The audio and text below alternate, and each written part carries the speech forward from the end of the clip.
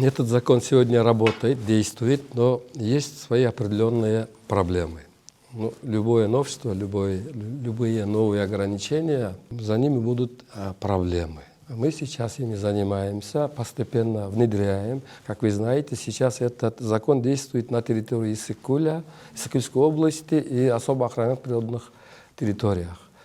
С 2027 года на всю республику будет распространяться этот закон. Есть проблемы с производством альтернативных изделий. Пример — это бумажные пакеты.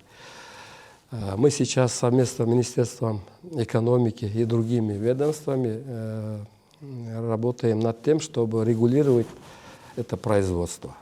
У нас в стране есть всего 3-4 завода, которые производят бумажные или быстро разлагающие пакеты и другие изделия. И мы хотим это регулировать какими-то ограничениями импорта или экспорта. Вот сейчас над этим работаем. А как, по вашему мнению, будут ли готовы наши граждане к этому запрету? Мы должны подготовить. Для этого нужны приниматься соответствующие меры по именно производству заменителей этих изделий.